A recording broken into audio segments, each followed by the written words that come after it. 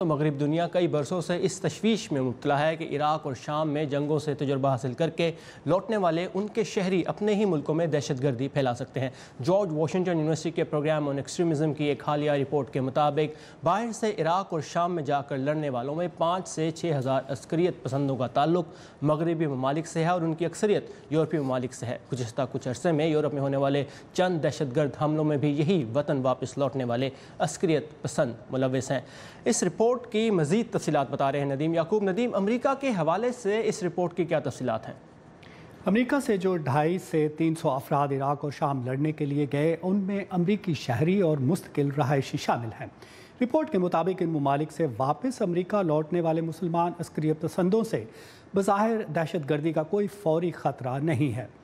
ادارے کی تحقیق کے مطابق اب تک 64 امریکی القاعدہ اور داعش کی مدد اور ان کے ہمراہ لڑنے کے لیے عراق اور شام گئے۔ 64 میں سے 12 افراد کے واپس لوٹنے کی تصدیق ہوئی ہے۔ ان میں سے 9 کو گرفتار کر کے ان کے خلاف مقدمات درج کیے گئے۔ جو 64 افراد امریکہ سے باہر جانے میں کامیاب ہوئے، ان میں سے 22 کے بارے میں خیال ہے کہ وہ شام اور عراق میں ہلاک ہو گئے۔ باقی 28 کا اتا پتہ معلوم نہیں۔ ان افراد میں سے کسی نے بھی امریکی سرزمین پر کوئی کامیاب حملہ نہیں کیا، تاہم واپس آنے والوں میں سے صرف ایک شخص نے امریکہ میں حملہ کرنے کا منصوبہ بنایا۔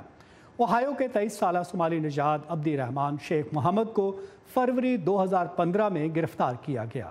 اسے دہشت گردی کا منصوبہ بنانے پر 22 سال قید کی سزا دی گئی۔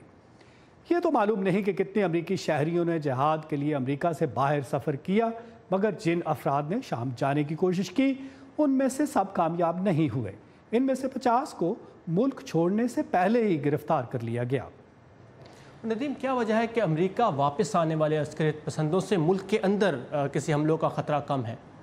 پہلی بات تو یہ ہے ثاقب کہ فاصلے کے اعتبار سے یورپ جو ہے وہ شام اور عراق کے قریب ہے، امریکہ ذرا فاصلے میں زیادہ ہے، اس لیے کم لوگ یہاں سے جا سکے اور واپس آ سکے۔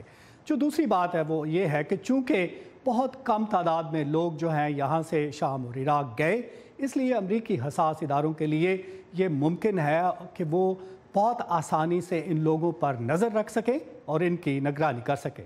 جی Sagar, thank you Nadeem for the details on this report.